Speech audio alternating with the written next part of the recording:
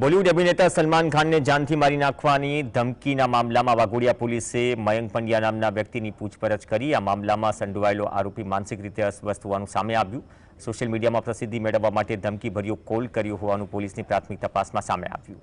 મુંબઈ પોલીસે ટેકનિકલ સોર્સિસના આધારે ધમકીભર્યો કોલ કરનાર વડોદરાના વાઘોડિયામાં વ્યક્તિ રહેતો હોવાનું સામે આવ્યું અને મુંબઈ પોલીસે વડોદરા આવી લોકલ પોલીસની મદદથી યુવકને શોધ્યો। मुंबई और वडोदरा पुलिसे आ युवकनी पूछपरछ करी। सोशियल मीडिया में फॉलोवर्स और पब्लिसिटी वधारवा माटे आ प्रकारे धमकी आपी होवानुं सामे आव्युं।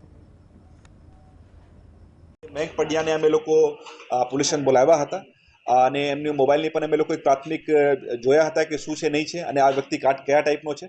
તો પ્રાથમિક પૂછપરછમાં ધ્યાન આવેલ હતા કે આ માણસ બહુ માનસિક રીતે સ્વસ્થ નહીં। એમના ઘરવાળા સાથે પણ વાત થઈ હતી અને એમની આ બાબતમાં સારવાર પણ ચાલી રહી છે। એમની ઉંમર અંદાજિત 25-26 વર્ષ જેવું છે અને સોશિયલ મીડિયા પર ખૂબ જ એક્ટિવ છે અને ફોલોઅર્સ અને પબ્લિસિટી કેવી રીતે વધે આ એમનો ખૂબ જ એક હેતુ રહેતા હોય છે। મયંક પંડ્યાની એવી એક ફિતરત હતી કે જ્યારે પણ કોઈ પણ ગ્રુપમાંથી એમને એડ કરવા માટે રિક્વેસ્ટ આવે તો કોઈ પણ ગ્રુપમાં જોડાઈ જતા હતા અને એવા મેસેजेस કરીને એમની થોડી પ્રસિદ્ધિ થાય એવા